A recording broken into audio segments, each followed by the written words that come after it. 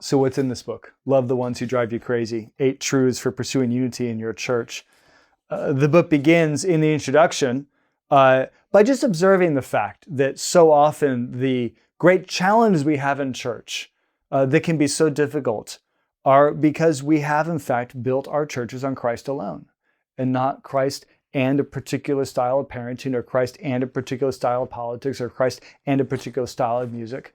If you build a church on Christ alone, which is what every church should be, then you're going to find it has all kinds of people from all kinds of backgrounds with all kinds of opinions.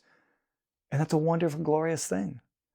It then asks the question, why did God put difficult people in my church? Chapter 2. And the answer is that our insistence on unity is what displays the glory of God.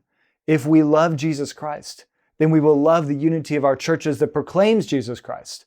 And that gives us enthusiasm and joy, even in relationships that would otherwise be difficult. Then really the whole rest of the book, from chapter 2 all the way down to chapter 8, is just stepping through what I would call different gospel tools, different gospel perspectives in Romans 12, a little bit of 13, chapter 14, beginning of 15, where Paul is speaking to Roman churches that had their own disagreements and differences because they were composed of Jews and Gentiles. And he's trying to help them understand how they can pursue unity through genuine, affectionate friendships. And so these chapters, it just takes a different perspective, a different tool with every chapter, and tries to apply those same perspectives to our own churches. How can I love those people? What if I don't want to love them? Chapter 4, wouldn't we be better off without some of them?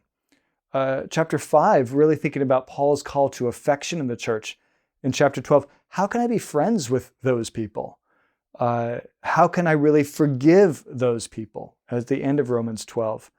Chapter 7, how can I stop judging and despising those people? Now we're into chapter 14.